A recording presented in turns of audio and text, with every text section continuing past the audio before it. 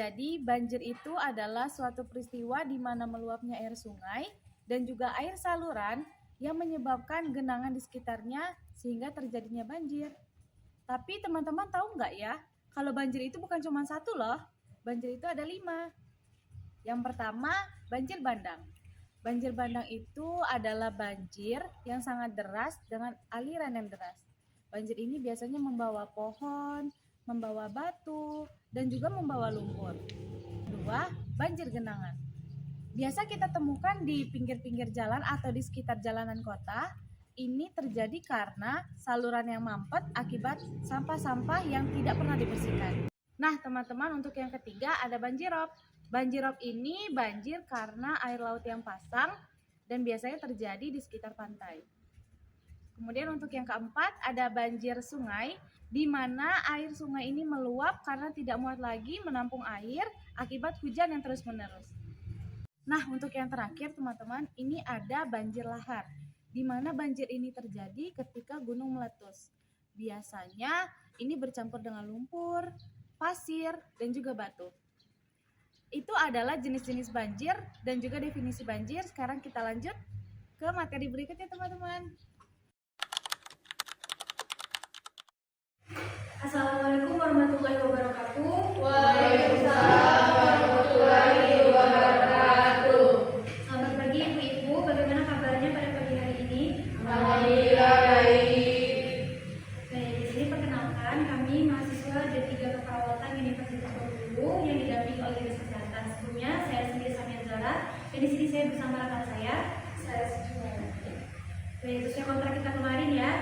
Di sini kami akan menjelaskan tentang penyebab banjir dan cara mencegah serta penanggulangan saat terjadi banjir. Mungkin waktunya kurang lebih 15 sampai 20 menit. Apakah Ibu bersedia? Bersedia. Saya harap ibu-ibu RT Buras ini dapat bekerja sama dengan baik. Baik ibu-ibu, bagaimana? Sudah paham apa itu banjir?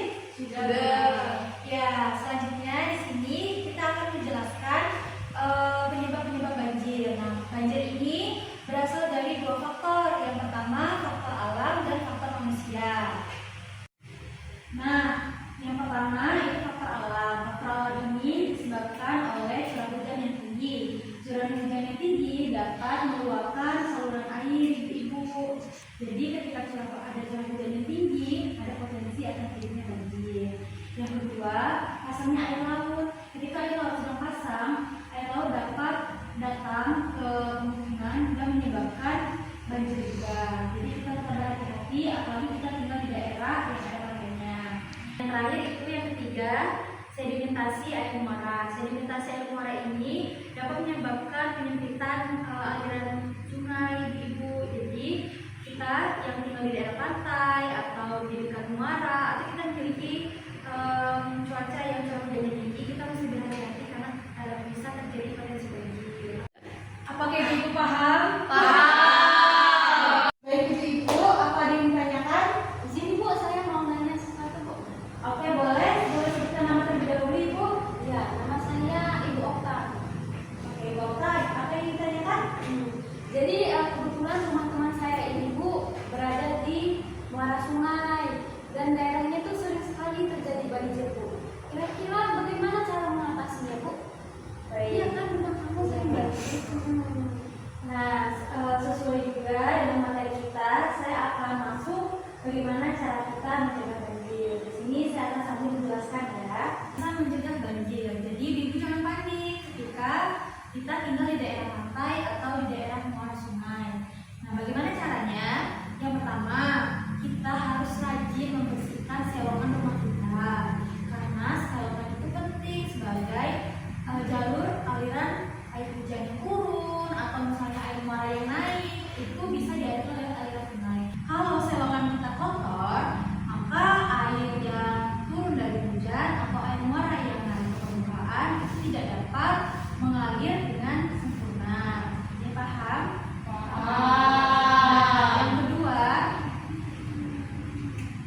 Yang kedua, ibu-ibu harus sering atau rajin menanam tanaman atau pohon. Pohon lebih bagus. Kalau tidak, ibu-ibu juga bisa menanam tanaman sehingga rumahnya agar adanya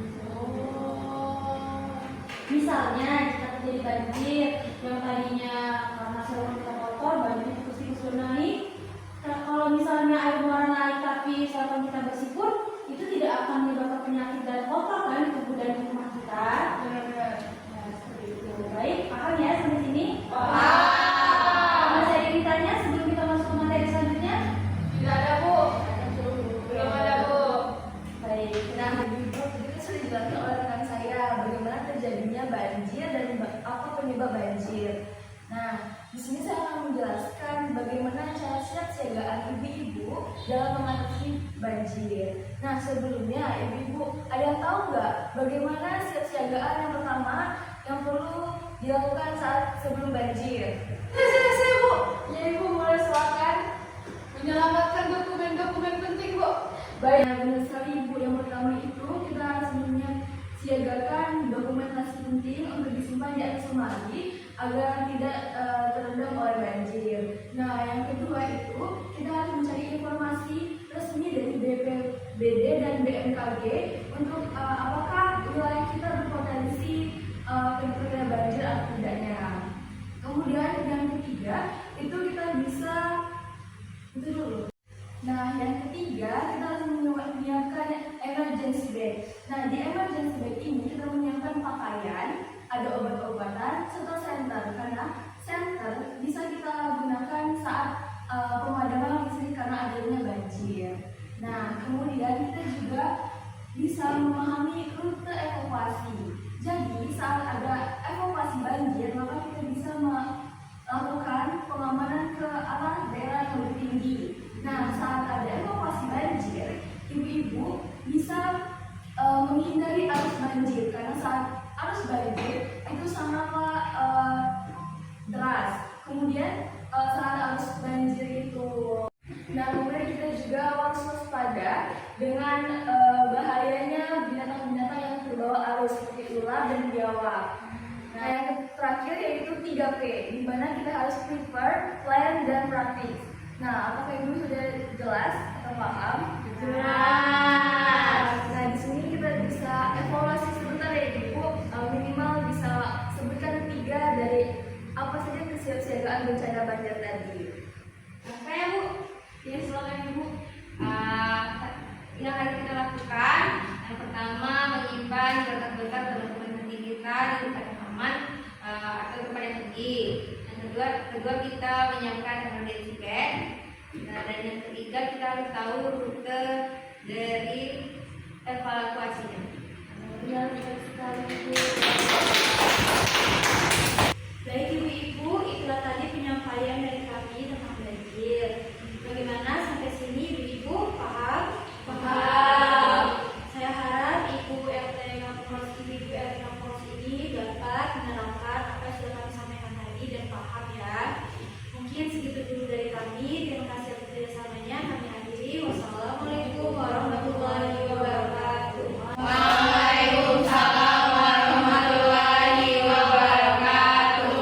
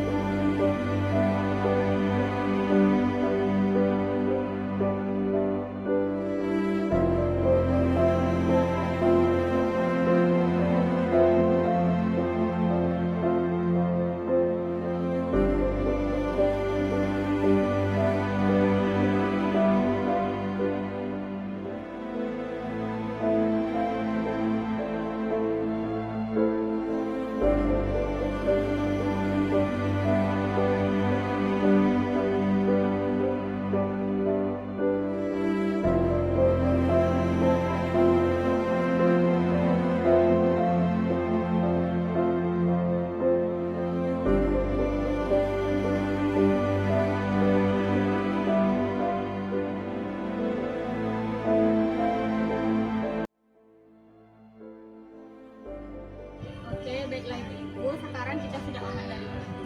Jika istri berpergian atau keluar, tetap waspada terhadap tenaga listrik atau adanya bibit ini, dan tetap waspada. Takut nanti bangunan itu akan roboh. Jika tetap menjaga kesehatan dan keselamatan. Jika ada keluhan, boleh beritahu saya ya.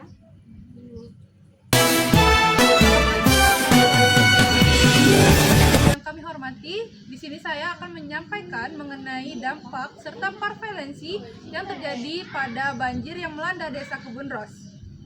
Banjir yang melanda desa ini memang tidak menimbulkan korban jiwa, namun tetap memberikan dampak yang cukup besar kepada Desa Kebun Ros ini. Tidak hanya warga, namun kerusakan terjadi pada puing-puing atau bangunan-bangunan yang ada di Desa Kebun Ros. Tercatat sebanyak 850 kepala keluarga yang mengalami dampak dari banjir tersebut. 100 lebih masyarakat yang mengalami luka-luka seperti luka-luka ringan, luka sedang, serta luka berat. Di sini luka-luka tersebut terjadi karena tergores dari barang-barang yang mengalir di akibat banjir tersebut. Dalam proses evakuasi dan kondisi banjir tersebut memang tidak terdapat korban yang meninggal dunia. Namun sejumlah warga mengalami luka-luka karena luka tergores, luka jatuh, serta luka kesleo. Dari sisi kerusakan, ratusan rumah warga ikut terdampak. Ada yang mengalami kerusakan berat hingga tidak bisa ditempati. Ada yang rusak karena dindingnya dan lantainya terendam oleh lumpur, kemudian serta ada juga yang rusak ringan. Selain rumah, fasilitas umum seperti sekolah, posyandu, dan beberapa tempat ibadah juga yang lainnya juga ikut terendam banjir. Dampak kesehatan juga cukup dirasakan oleh warga setelah banjir. Banyak kasus penyakit yang muncul seperti diare, penyakit kulit, hingga infeksi saluran pernafasan. Anak-anak juga mengalami trauma dan rasa cemas karena peristiwa ini. Dari sisi ekonomi, mayoritas warga yang berprofesi sebagai petani mengalami kerugian besar karena mengalami kegagalan dalam panen. Puluhan hektar sawah gagal panen, kemudian beberapa warung dan kios juga harus tutup karena kurang pasokan dan kerusakan. Aktivitas pendidikan sempat terhenti sementara di beberapa hari karena sekolah terendam banjir dan akses jalan utama di desa setempat tidak bisa dilalui selama kurang lebih 3 hari. Meski begitu, pemerintah desa bersama BPBD dan puskesmas setempat sudah bergerak cepat dan meletakkan posko pengungsian didirikan di 3 titik. Bantuan logistik seperti beras, mie instan, dan air bersih sudah mulai disalurkan. Serta pelayanan kesehatan darurat juga diberikan untuk mencegah meluasnya penyakit pasca banjir.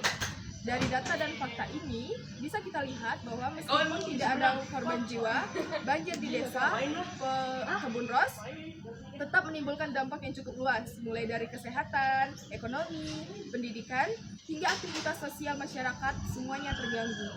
Oleh karena itu, langkah pencegahan dan penanganan jangka panjang sangat dibutuhkan agar kejadian serupa di masa depan bisa diminimalisir. Demikian penyampaian saya dan rekan saya Nikita mengenai prevalensi akibat banjir di Desa Kebun Ros. Semoga ini bisa menjadi bahan pertimbangan bagi kita semua dalam meningkatkan kesiapsiagaan dan kerjasama dalam menghadapi bencana. Kami akhiri. Wassalamualaikum warahmatullahi wabarakatuh.